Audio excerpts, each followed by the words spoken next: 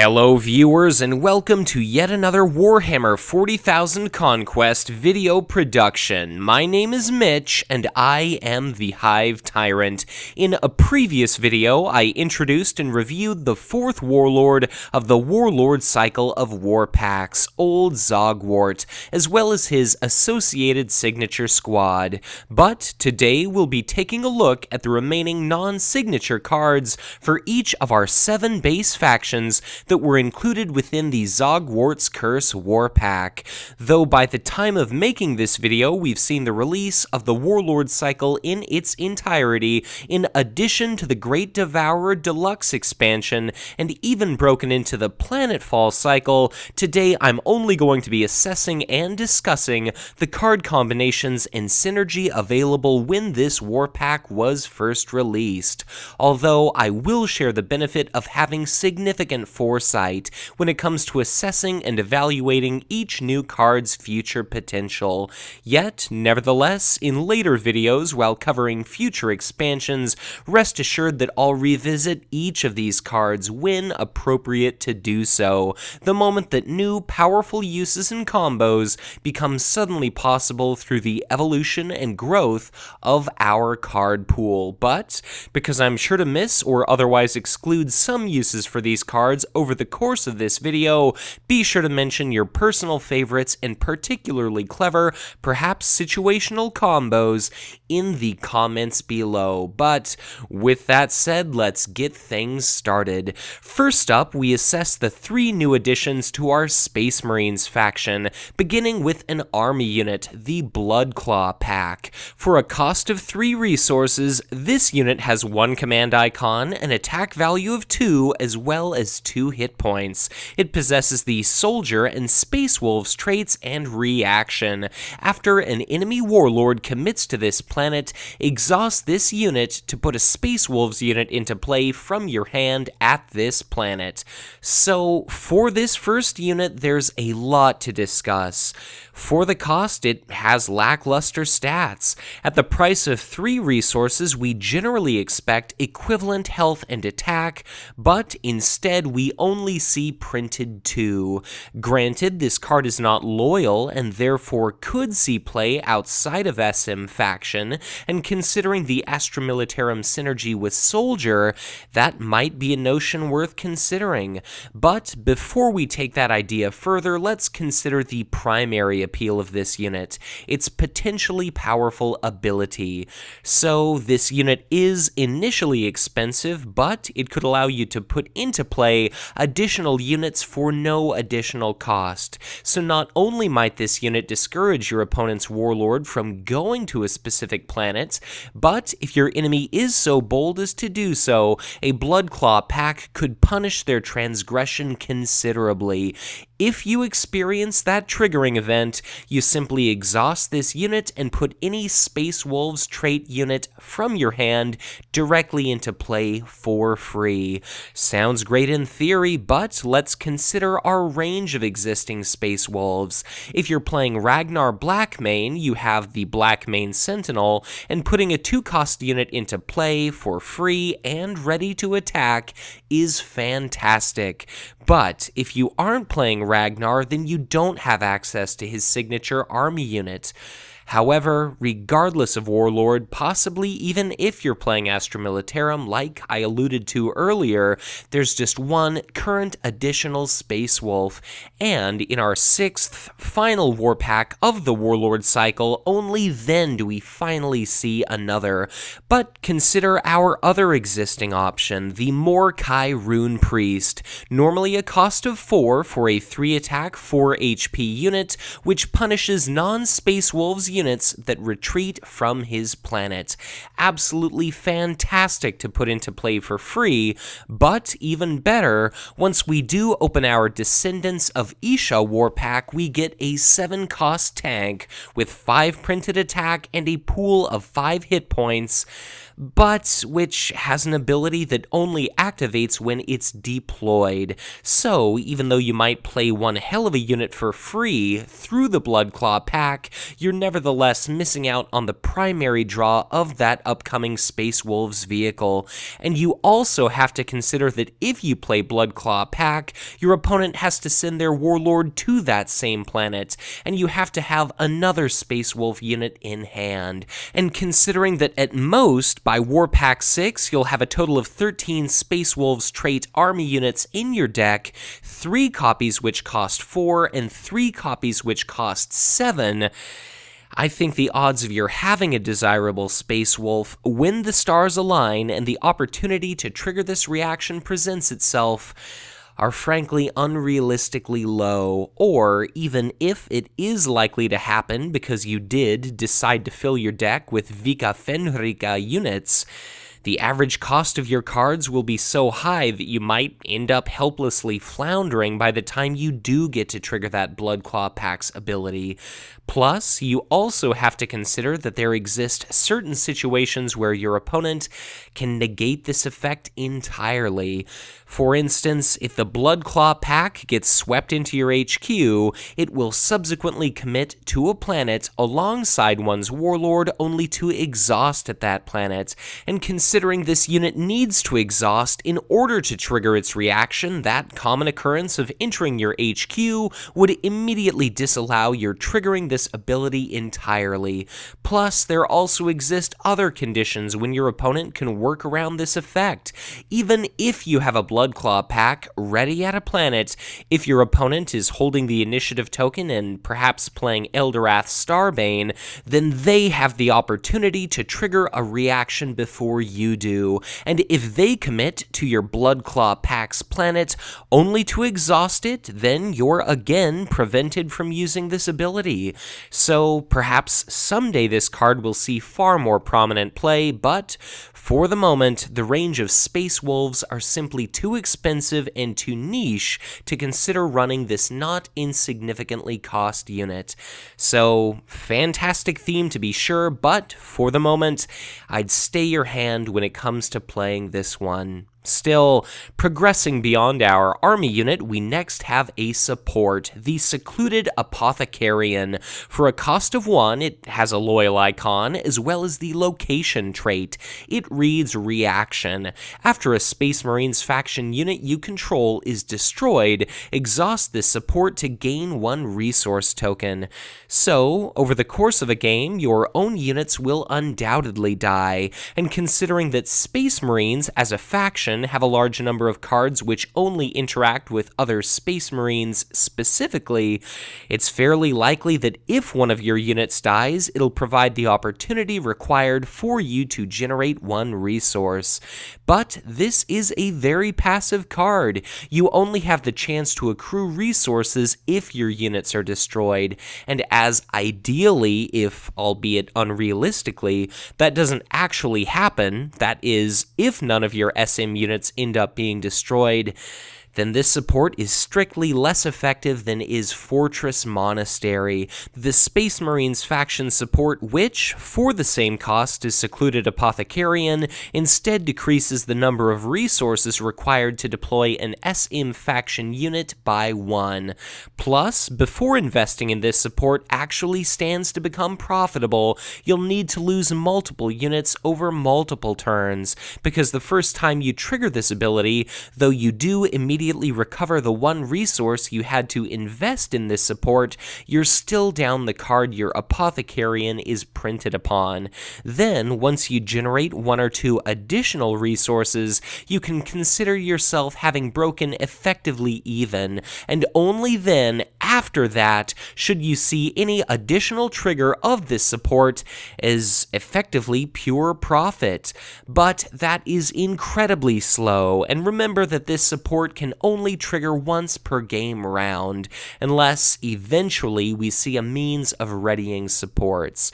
Plus, especially considering how durable many Space Marines units are, it's possible, even likely, that rounds could pass without your opportunity to trigger this support, and considering that games don't often last more than 4 or so rounds, I think you're genuinely unlikely to ever see any genuine profit from this support. And of course, every time you draw or play a support card, you aren't getting an army unit and you aren't acquiring anything with shields. Plus, considering that your unit needs to be destroyed prior to your generating that resource, as opposed to the Fortress Monastery, which simply reduces unit cost instead of later refunding those same resources, because units are rarely destroyed during the deploy phase itself, then the Secluded Apothecary Inn may not give you the same opportunity as would the Monastery to keep playing additional cards when you do have the chance to deploy. Note, however, that this support is not unique, and multiple copies of the Secluded Apothecary Inn can all react to the same triggering event, but still, considering what you're investing, even if it isn't much, this card still seems like it would almost always put you behind. And not only that, but as an SM player, I'd much rather be running something that will more directly help maintain offensive momentum and keep my deck running full steam ahead. In regard to where this support may fit in your cost curve, it is worth noting that Space Marine decks generally don't have many one-cost inclusions, but I think I'd frankly still much rather fill a deck with more efficient economy cards, and the rest with as much aggression as possible. And plus, depending upon your choice of Space Marine faction Warlord, it's not as if you're likely to be in desperate need of additional resources, because remember that Captain Cato Sicarius generates a resource with each enemy unit destroyed at his planet, and, though he's quite different, Ragnar Blackmane, who instead favors a somewhat faster-paced game and lower cost curve, will likely play out even faster matches, which tend to involve significantly fewer game rounds on average than Cato, which means that our resident Space Wolf Warlord will have all the fewer chances than will our Ultramarine with which to even attempt to generate any profit through playing this support. So perhaps someday we'll see card synergy which warrants use of the Secluded Apothecary Inn, but for the time being, I unfortunately suggest skipping it. But last up for our Space Marines faction, we see Rally the Charge, a 2-cost event with 1 shield icon as well as the tactic trait. It has action. Until the end of the phase, a target Space Marines faction unit you control at a planet with your Warlord gets +2 attack for each command icon it has. So this is an interesting event, and as such, it's a one-time only effect. It costs just as much as Catachan Outpost, but whereas that support can generally be used one time per round, this is played once and then enters your discard pile. But with that obvious drawback aside, since Rally the Charge isn't a support, it isn't as obvious to your opponent, because it will never be sitting in your HQ to be obviously telegraphed. And unlike Catachan Outpost, which is locked at an attack bonus of 2, the bonus attack value conferred by Rally the Charge always varies considerably, depending entirely upon the number of command icons associated with the targeted unit. So, in some cases, this event would theoretically do nothing, whereas the Outpost would always confer +2.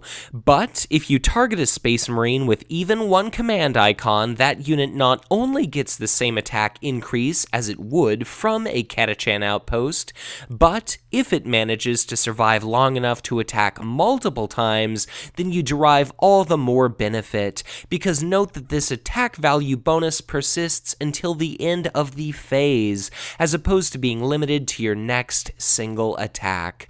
Plus, consider that if your target unit has 2 or more command icons, then the attack boost is enormous, and although most common Space Marines units only have 1 command icon, a copy copy of Promotion can confer not only additional icons, but in doing so an additional +4 phase-long attack power bonus. Thanks to this event, an Iron Hands Tech Marine can become absolutely absurd, because as a unit that starts with one command icon, and which stands to gain an additional icon for each enemy unit present at its planet, this event could easily result in its becoming readily able to outright bloody or destroy an enemy warlord regardless of shield cards. Similarly, Rally the Charge grants a Land Raider a total attack value of 9, and a copy of Deathwing Guard hits an astounding attack value of 10. But the obvious problem with this event is that despite such exciting possibilities, it's easy enough to counter. Note that it's played as an action, and therefore the perfect response is an Archon's Terror, Tzeentch's Firestorm, or any number of other similar effects. If you can remove the augmented unit from combat, then this event proves entirely worthless. So, for that reason, if you do decide to try this event, gauge your opponent's available tools and resources based upon faction, ally, and warlord very carefully, and consider also that as we see more unique Space Marines units, such as Veteran Brother Maxos, the value of this event will increase considerably, because unique units are entirely immune to Archon's Terror and several other powerful card effects.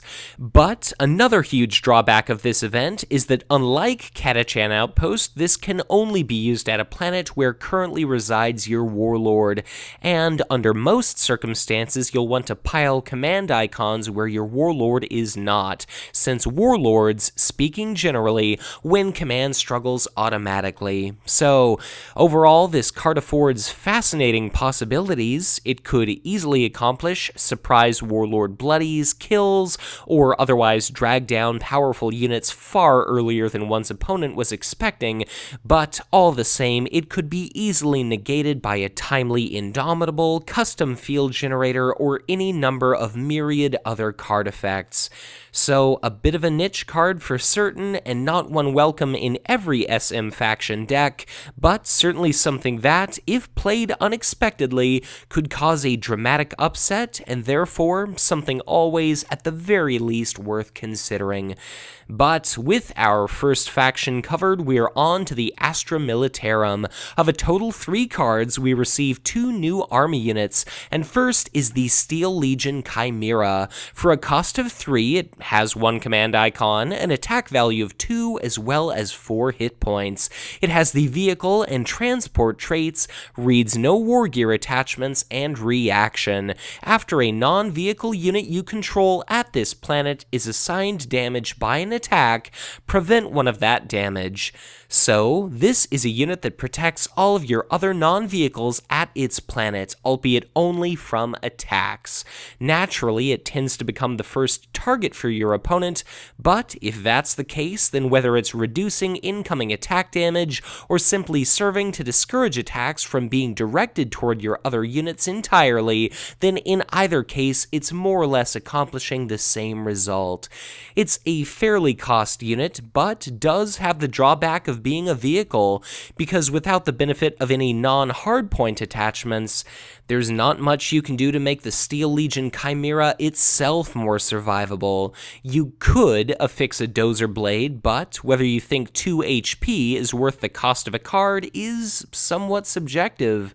Still, you could easily use shield cards and Rockcrete bunkers to keep these vehicle units in play, and if your opponent is desperate and does attack other, perhaps very threatening units at the Steel Legion's planet, then you could end up shaving off a considerable bit of damage.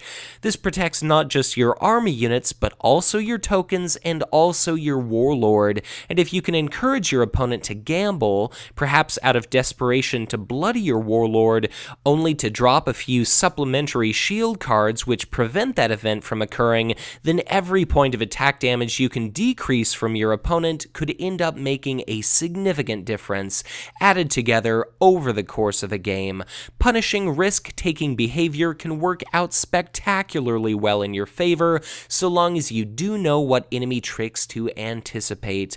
Plus, these Steel Legion Chimera tend to become enormous enormously powerful when played out in multiples, because even though they never protect one another, they still stand to provide a huge decrease regarding your enemy's attack value when they do opt to direct their firepower toward any of your conventional, present non-vehicle units, and that effect all but guarantees your opponent will be forced to destroy your chimeras prior to any other targets. And if your enemy has to chew through multiple chimeras before being realistically able to prey upon your area effect units in particular, then these could easily sway the outcome of any number of potentially decisive combats.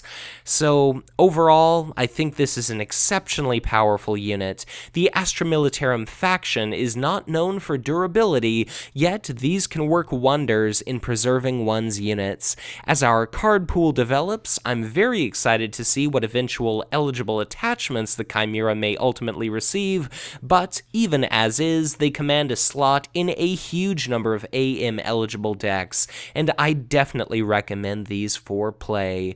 But second of two army units, we next have the Tallarin Raiders. They're a 1-cost army unit with 0 attack value, 2 hit points, and the Soldier and Tallarin traits. They read, this unit gets +2 attack while it is at a planet with a Warlord. So, although they don't possess any printed attack value, they're a 1-cost unit with 1 associated command icon, and given our current card pool, that fact alone means that this unit has value. But, even better, it has more than 1 hit point, a fact which confers inherent resistance to harassment through small amounts of incidental damage from card effects like Orc Cannon and Sicarius's Chosen. Plus, when at the same planet as a Warlord, whether your own or your opponent's, it goes from no attack value to 2, and unlike other similar cost economy units, that means this could dish out a considerable bit of damage to the enemy. It not just has some use during combat, but can also serve as a reasonable deterrent for your opponent's Warlord to snipe, because unlike a Rogue Trader or Void Pirate, if this unit survives a Warlord's attack, it can swing back and deal a considerable bit of damage, and even if it is destroyed, hopefully after delivering at least 1 attack of its own, as a soldier, it can be replaced by 1 or more copies of Elysian Assault Team, which themselves can also attack for additional instances of 2. So, of all the various units from each of our factions that stand to receive a +2 attack value bonus while a Warlord is present, these are certainly the cheapest, and alongside Colonel Strachan are a 3/2 with a command icon for only a single resource. Just remember that, if you have these at a planet, be sure to attack with them early, because if at any point all Warlords have fled, been bloodied, or otherwise evacuated the planet, any present Tallarin Raiders immediately drop to their 0 printed attack. So, perhaps therefore not the best first planet bully, but they still provide incredible value. They definitely seem to be an Astra Militarum faction staple, and serve as an immensely valuable addition to improve one of our underpowered factions. Still, as if the AM haven't already received enough fantastic new options in this war pack, we also see a support, Staging Ground. For 1 resource, it has the location trait and action. Exhaust this support to deploy a unit with printed cost 2 or lower at a planet. So, this is an inexpensive card, and therefore, upon being played, it helps contribute to deploy stall. Then, once you have a copy of Staging Ground in your HQ, you can either proceed to play out your units during the deploy phase, as you would conventionally, so their command icons might contribute to winning you command struggles, or alternatively, you can wait to deploy a 2 or less printed cost unit during combat.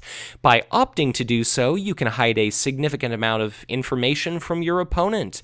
For instance, they might not know where best to send their Warlord because you won't have a fragile unit, potentially sitting alone, available for them to snipe. And it's also worth noting that in this very war pack, we see a Chaos Faction Elite Army unit, which deals damage to units at the onset of the combat phase. But if your units are sitting safely unplayed and still residing in your hand, when that triggering event occurs, then they avoid that damage entirely and then can be played once it's essentially safe for you to do so. Plus, if you do decide to wait until the last conceivable moment to play out your units, you can choose only to deploy those you absolutely need, and if your opponent ends up doing something unexpected, choosing to wait to deploy therefore affords you flexibility in how you spend resources. For instance, perhaps you decided to pass early during the deploy phase despite a few remaining resources, because you gave up your opportunity to take additional deploy actions. As a result, maybe you were unable to react to your opponent playing something particularly nasty. But if you do have at least some resources remaining, now that you have the benefit of additional information, you can then invest that income during the remainder of the round accordingly. Perhaps instead of using your one remaining resource token to have put an army unit into play, you instead use it to fund a preemptive barrage you didn't know you needed. Whereas if you'd have taken the risk of simply deploying that same army unit in the first place, you'd have inadvertently ended up with less chance of survival because of what your opponent ended up subsequently playing. Perhaps something with area effect or a ranged keyword unit despite your holding the initiative token.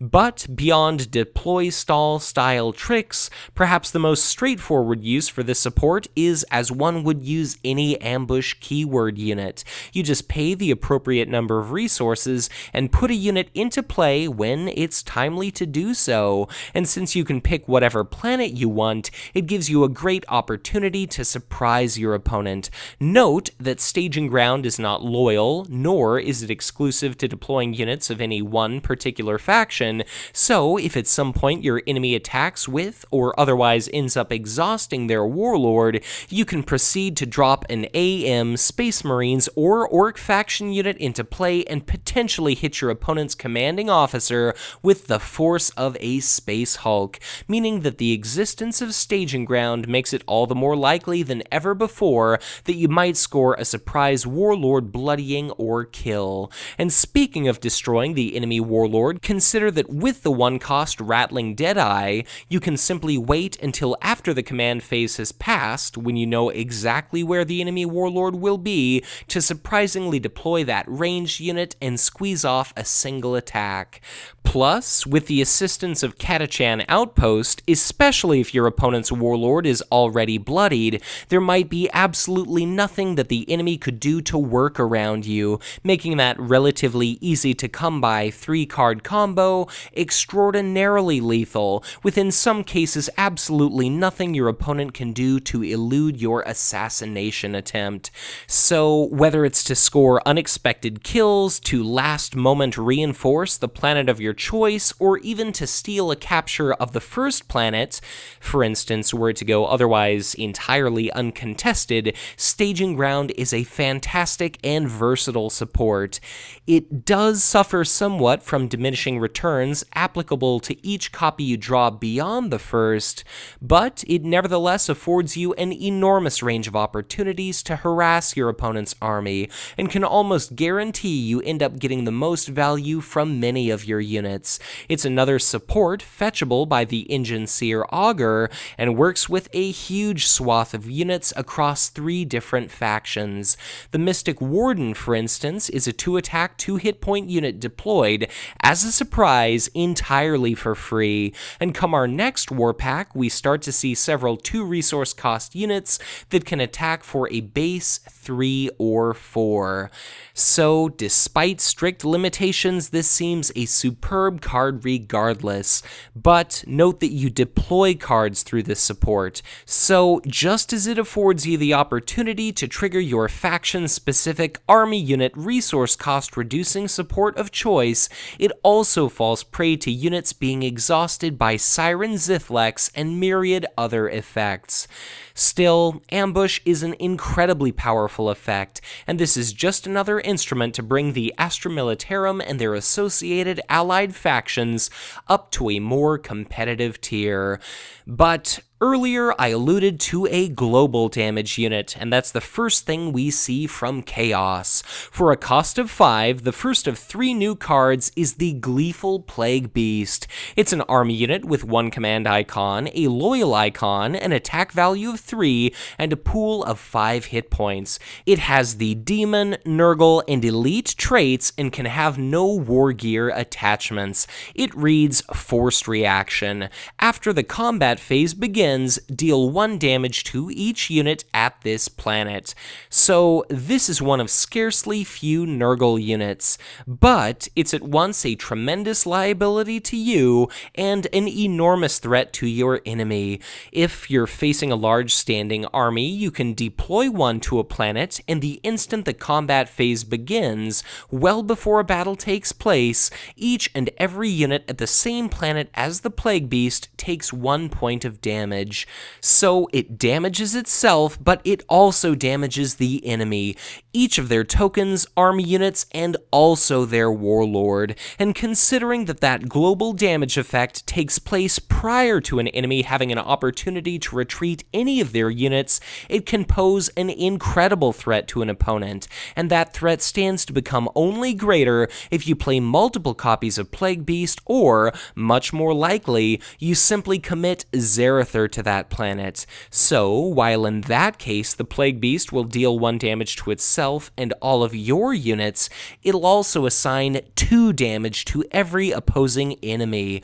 But if the Plaguebeast does show up alongside your Warlord, keep in mind that you will damage yourself, and if this Chaos Elite gets swept into your HQ, it'll follow your Warlord the following round and again deal him 1 damage. So, while that damage can freely be shielded against, always try to consider whether you can stomach the self-inflicted punishment incurred from this double-edged sword of a unit. But all the same, it's relatively durable with a big pool of HP and hits reasonably hard with a moderate attack value. When it ends up destroyed, it can be returned to play through fallback, and do mind the simultaneous forced reactions rule, specifically for when there are multiple copies of low HP Gleeful Plaguebeasts all positioned at the same planet, because if one of these elites dies to the global effect damage of another, it won't have the opportunity to trigger its own forced reaction. But since this unit does hurt your own forces, it's potentially great therefore with the brutal keyword Khorne Berserker, and can be tremendously effective alongside our previous War Pack's Nurgling Bomb event.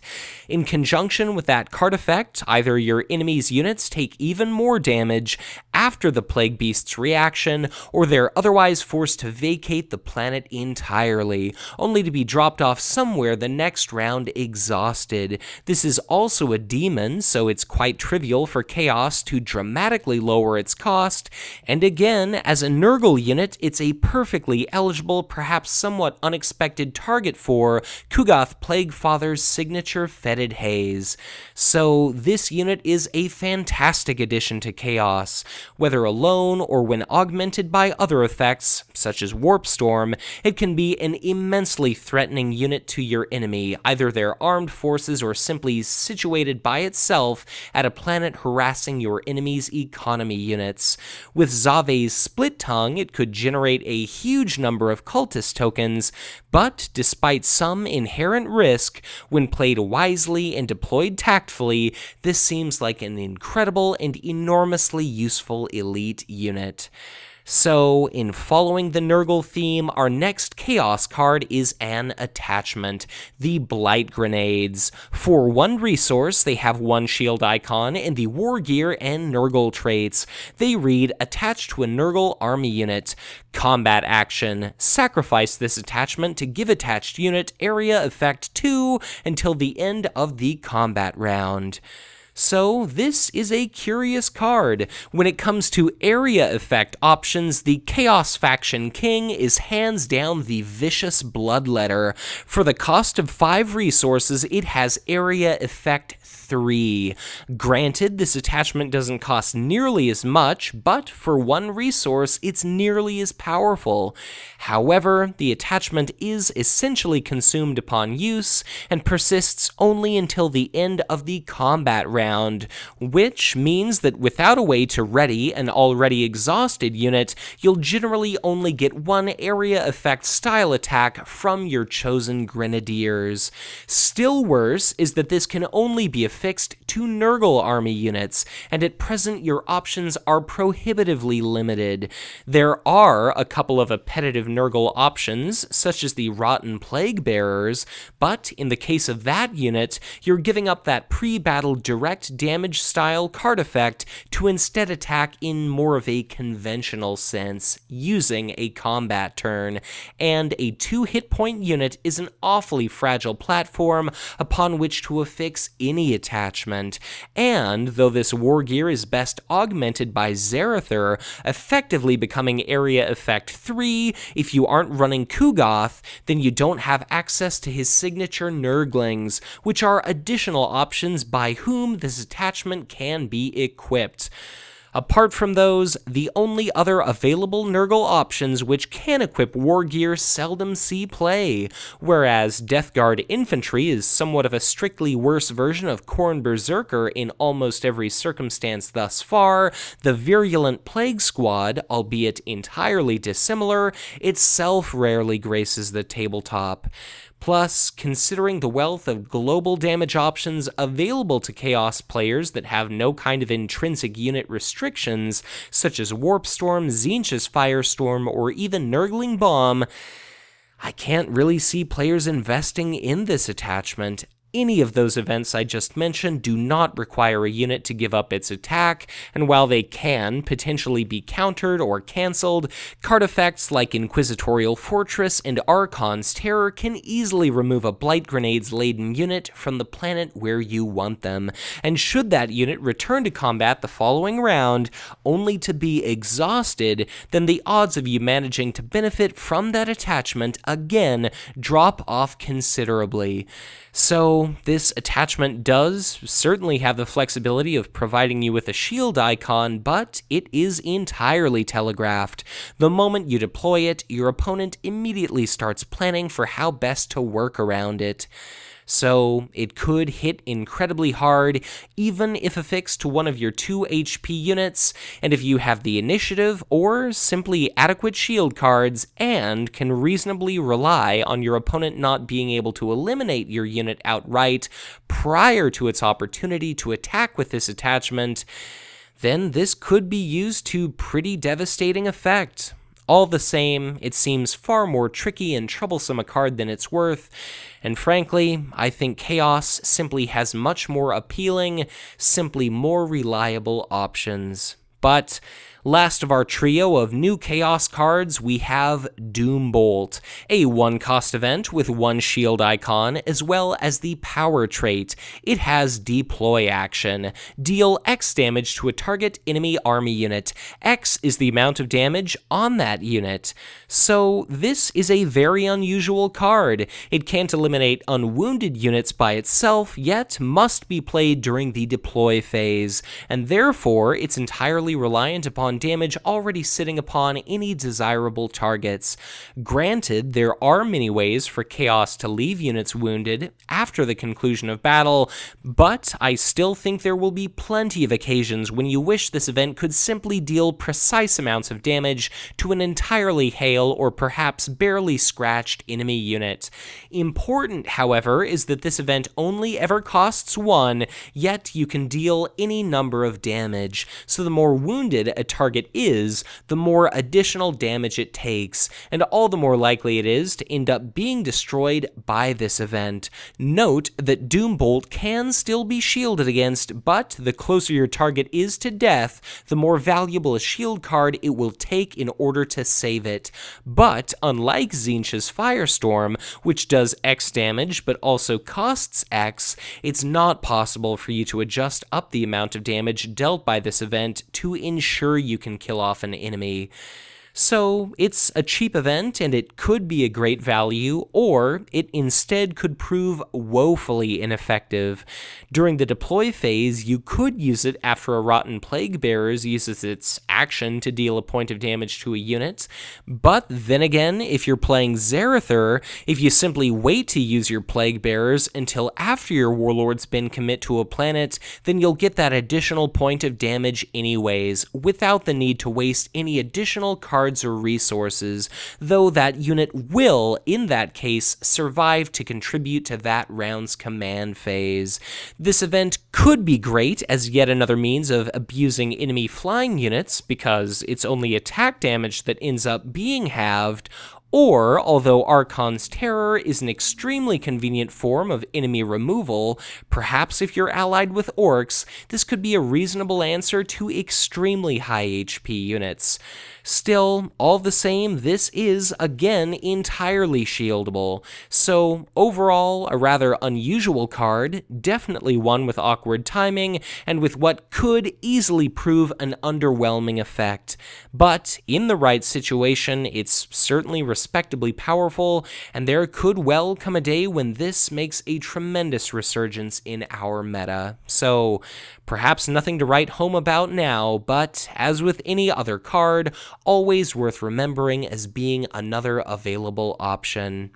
Still, moving past Chaos, next up our Dark Eldar. We see 3 additional cards, and we'll start with our army unit. First, we have Bloodied Rivers, which, for a cost of 2, have 1 command icon, an attack value of 2, and a pool of 2 hit points. They have the vehicle trait and read no war gear attachments.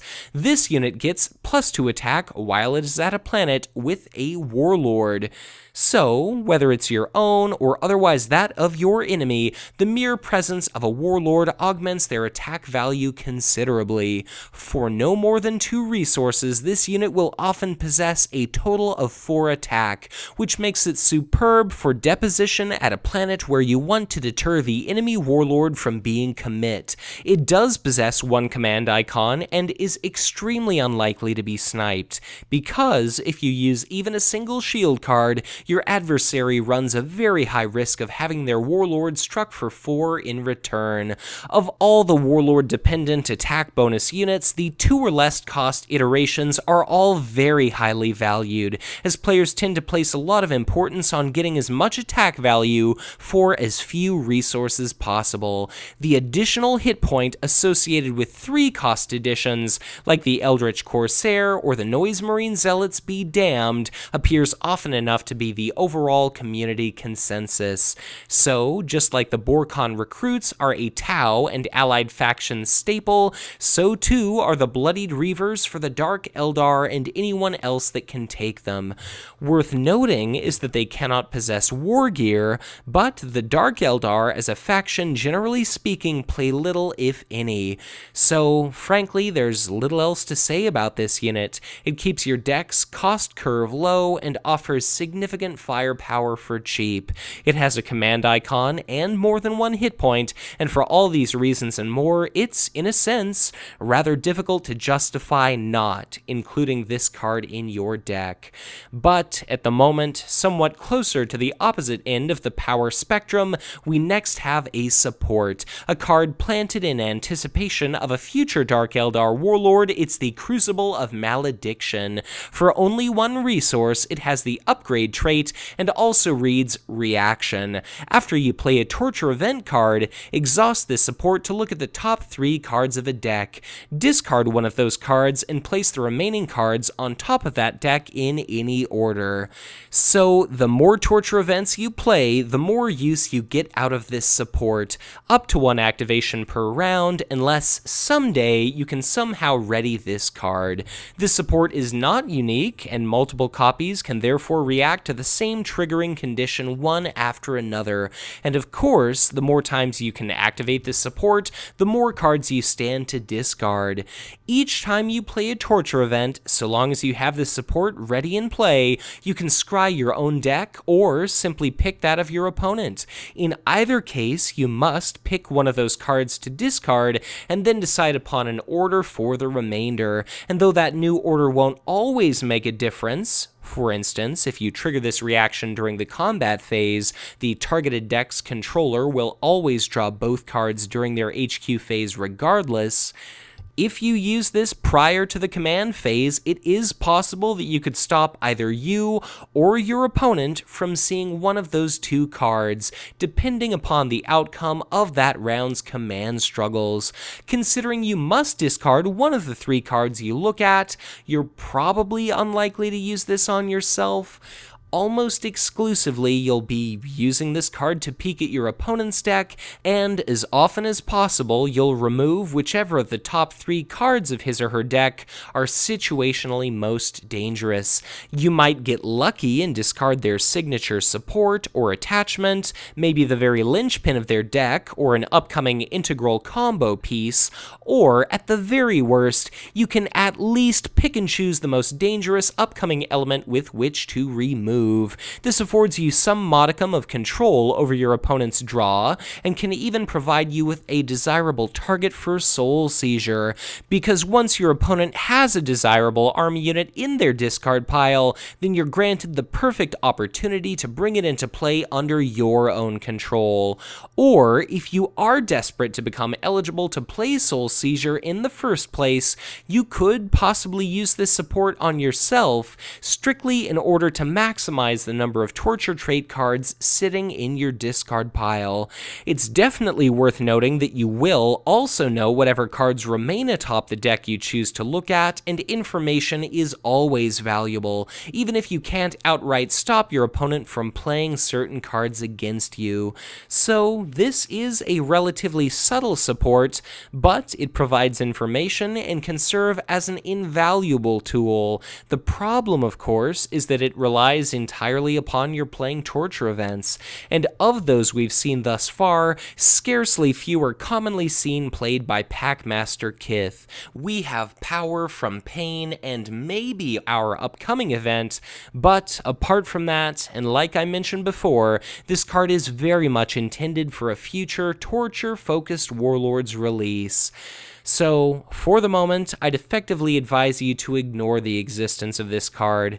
Come War Pack 6, we'll certainly be giving this a revisit, but until then, we just don't have the card pool available to make this work at all reliably with Kith. In general, you want to be running as many power cards in your deck as is possible, and considering the utter dearth of current torture events, for the moment, we can safely pass this one by. As one final note, you can lose the game by running out of cards in your deck, and though this support could contribute to a deck-milling victory, it has nowhere near enough synergy at present to make that possibility at all likely. Still, on the topic of torture events, as our last Dark Eldar card, next we have Scorching Brand. For a cost of 3, it has 2 shield icons, a loyal icon, and the tactic and torture traits. It reads combat action, deal 3 unpreventable damage to a target non-warlord unit at a planet with your warlord. Your opponent may choose and discard 2 cards from his hand to cancel this effect. So this is an expensive, albeit versatile card. Even if you don't play this for its intended effect, there is always value in 2 printed shields. Generally speaking, when it comes to evaluating this kind of direct damage card, I would say something about, under ideal conditions, this would ensure you the guaranteed kill of an enemy unit. But often, considering your faction and associated playstyle, you'll either outright want or simply be okay with your opponent opting to discard 2 cards from hand to cancel this effect.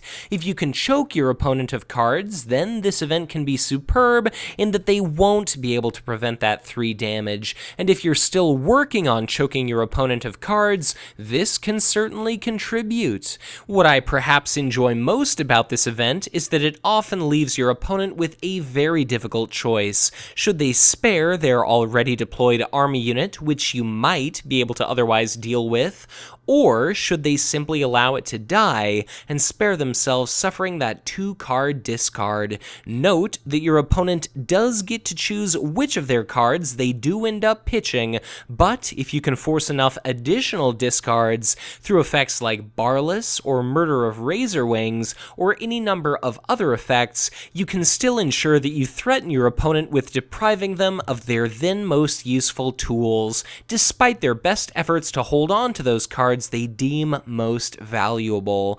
All the same, if your opponent has nearly depleted their hand of cards, then this is incredible removal, and so long as your Warlord is at the same planet of the unit you'd like to destroy, 3 unpreventable damage is considerable. In fact, even though earlier I alluded to an upcoming Dark Eldar Torture Specialist Warlord, this is one of scarcely few torture events powerful enough as is to warrant occasional play with Packmaster Kith.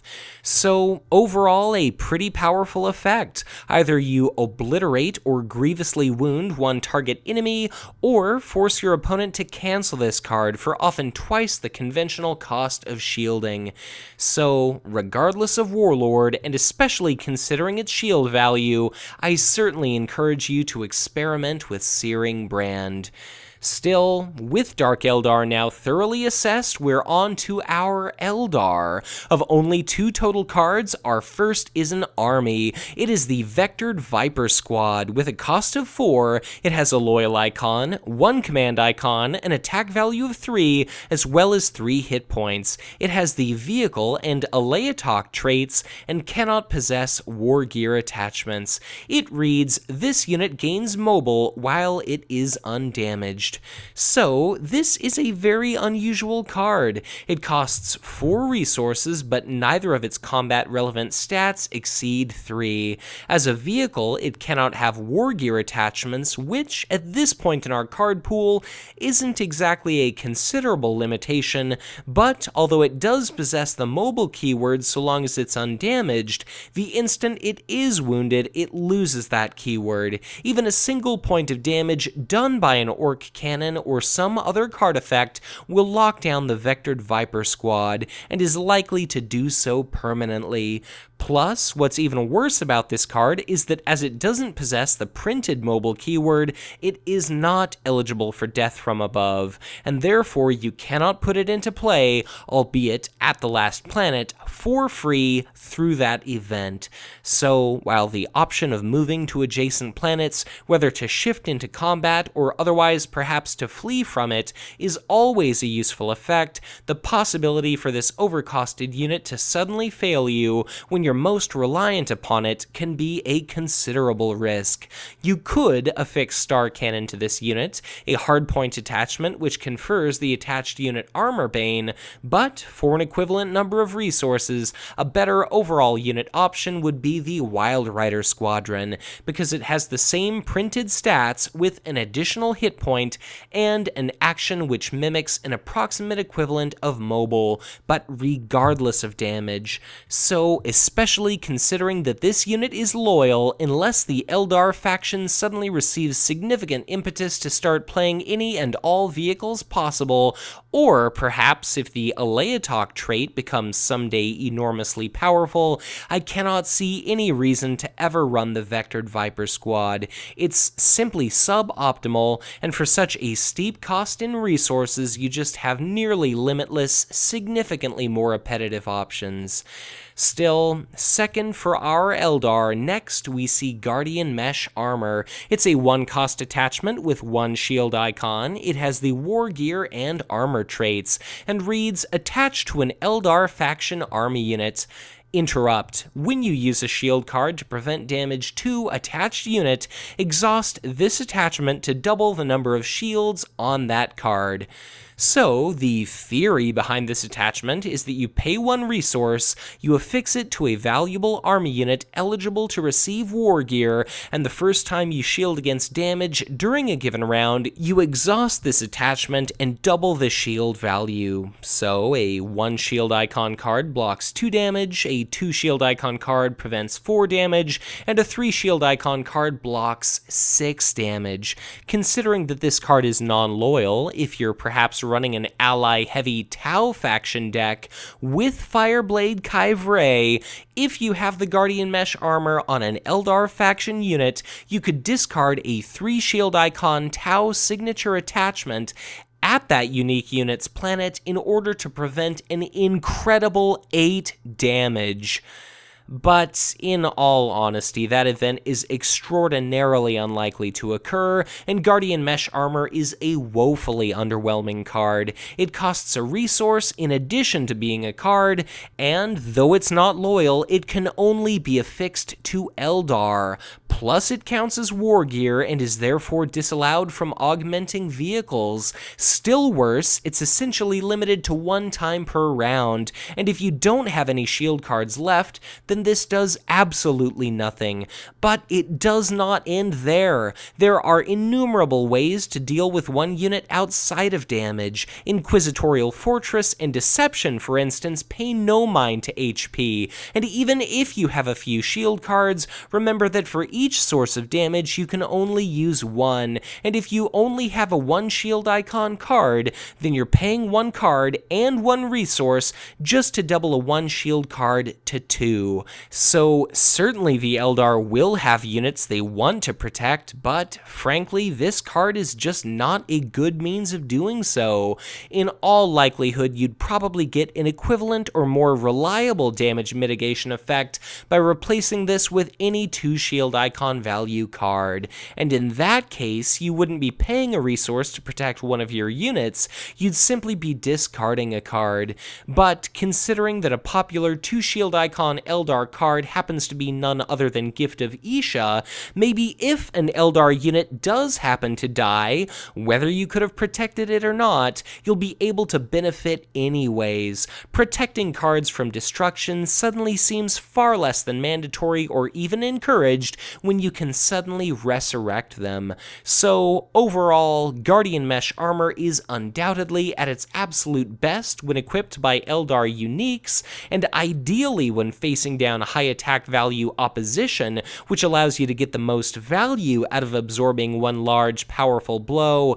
But in the context of our current meta and available card pool, for as underwhelming and unimpressive an effect as this attachment, I simply cannot recommend under any circumstance playing this card. But to close out this video, we've still 3 Tau faction cards, and first up is an immensely powerful army unit in the form of the Sakaya XV88 Broadside. For a staggering 6 resources, this unit has a loyal icon, 3 command icons, an attack value of 4, and a pool of 6 hit points. It has the soldier, pilot, and elite traits, and reads, this unit gains area effect 2, while it has 1 or more attachments.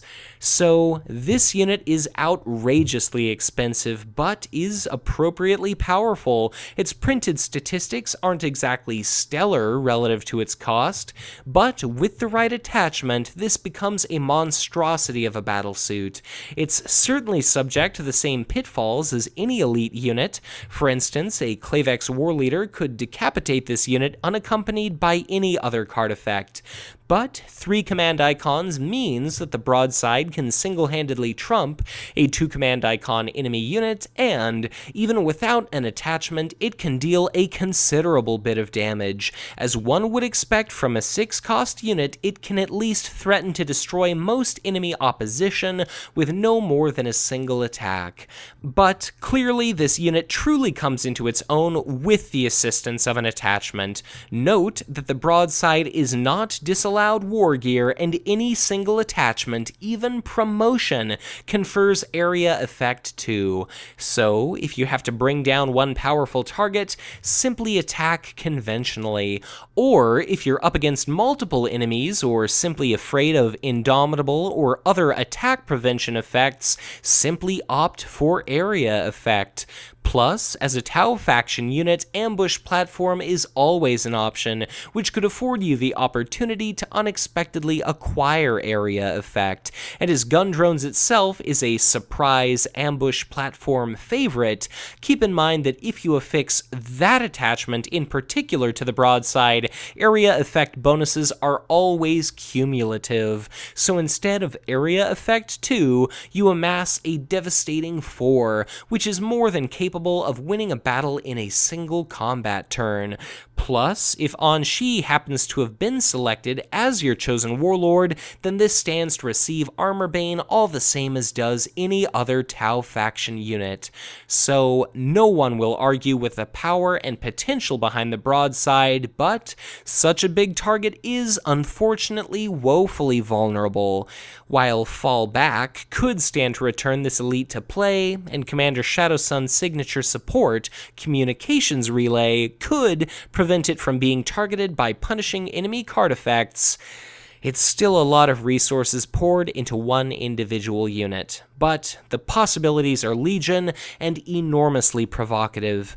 For instance, the Broadside could be great with Repulsor Impact Field because you immediately gain the flexibility of area effect and then punish your enemy for trying to attack into your 6 HP unit.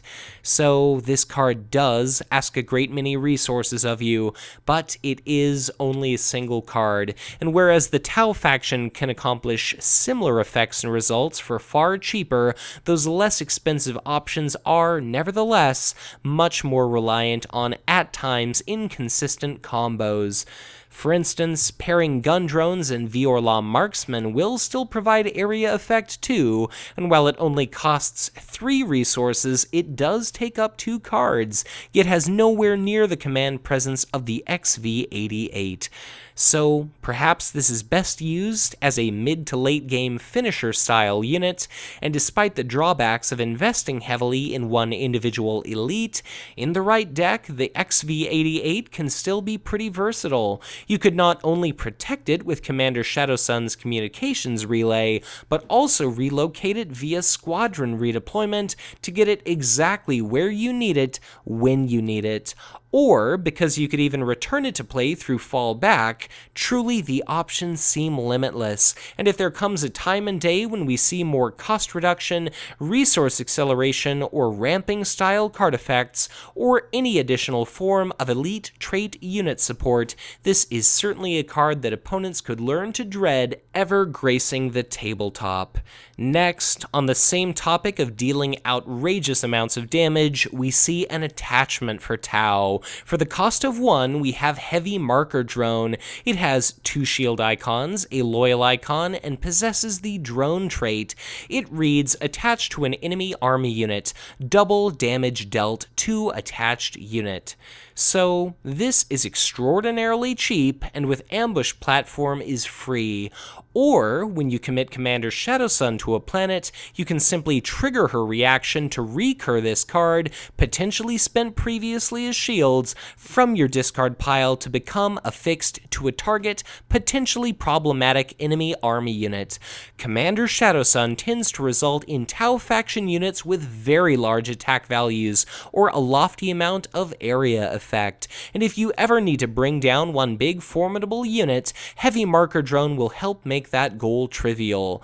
For instance, let's say that your opponent has an Ultramarines Dreadnought sitting at a planet.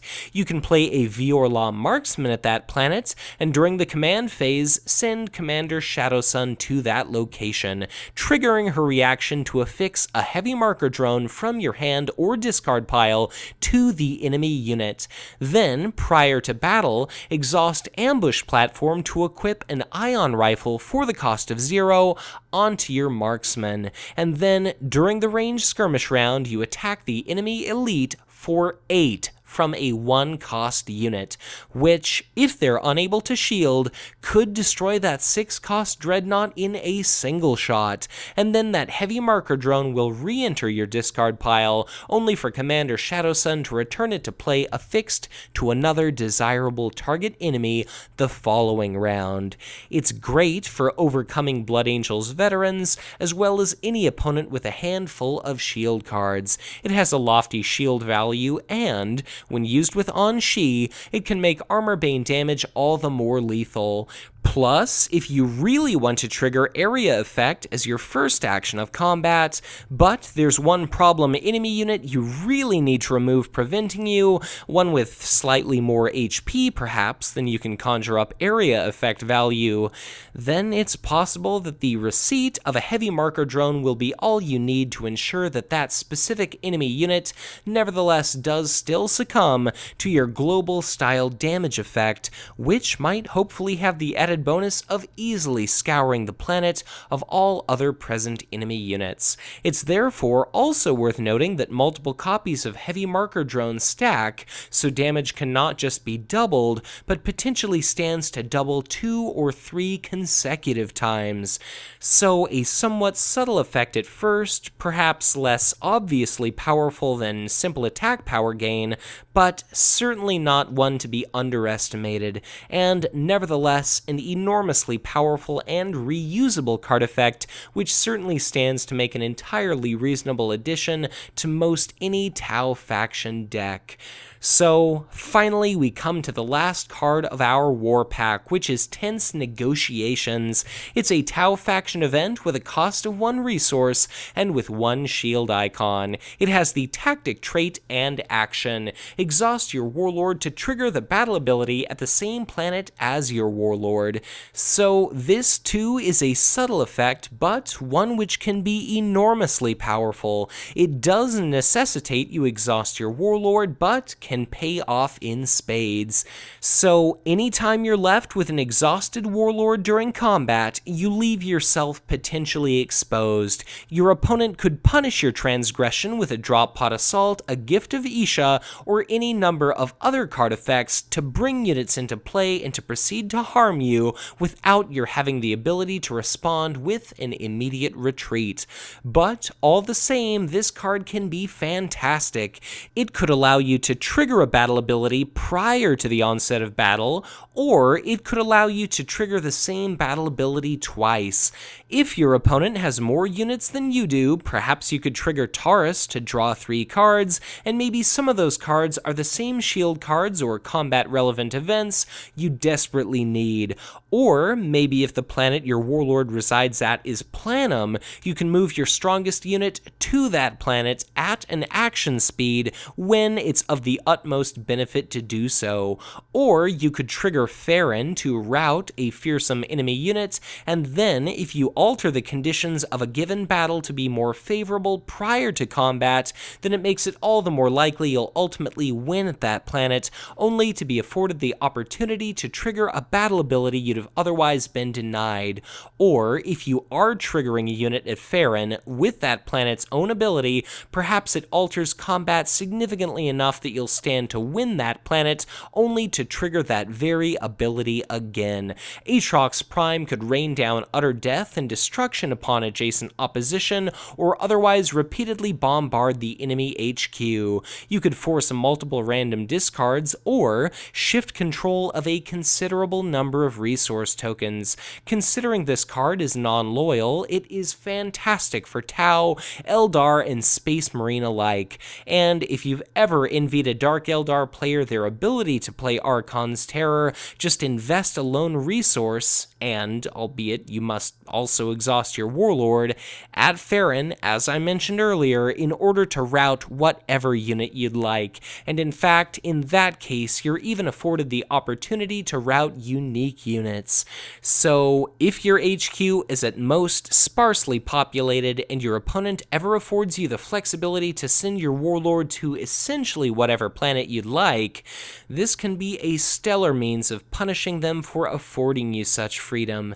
It's a shame, for sure, depending on which Warlord you're playing, that Captain Cato Sicarius, for instance, might miss out on an attack, potentially losing the chance of accruing an additional resource, but this is still an enormously powerful effect. It could be great with Warlords like Ragnar or Eldorath, who either deal damage or exhaust units upon being commit to a planet, whether they're exhausted or not, but all Warlords do nevertheless suffer being rather exposed when entering combat exhausted, and, of course, if you enter the command phase exhausted, then you likely forego automatically winning a command struggle at the planet you decided to commit your Warlord to.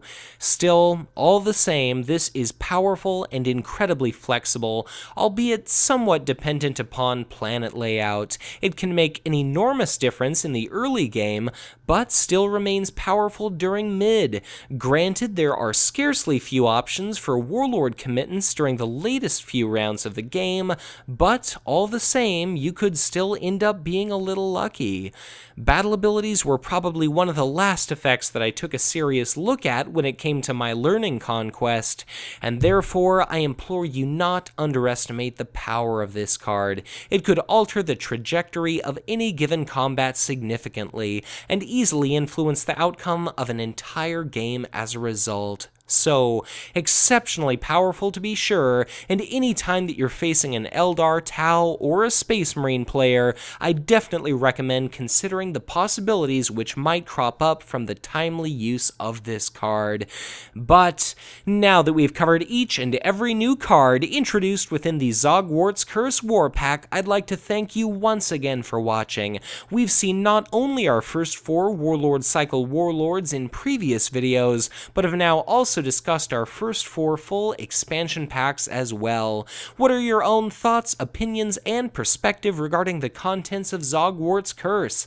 What are some of your best and worst play experiences with any or all of these cards, and how does Zogwort's Curse hold up with time as the 4th of our Warlord Cycle War Packs? Please let me know in the comments, because with your input, these videos stand only to become all the better resources for players both novice and veteran alike in time. But thank you once again for watching, and if you enjoyed this content, be sure to hit that like button and subscribe to my channel if you've not done so already, or if you are already subscribed, do consider giving this video a share, as the more eyes there are upon Conquest, the more likely we are to draw newcomers to our game and our community. And of course, together we all stand to continue to send the message to Fantasy Flight Games to continue to support this fantastic product. If at any point you'd like to get in touch with me, please feel free to do so through Facebook or on Twitter, and if at any point you feel so inclined to help donate to contribute to the Hive Tyrant's cause, I would be honored and humbled were you to consider donation to my Patreon. But once again, thank you so much for watching, and as always, be sure to check back in again soon for ever more Conquest LCG content to come.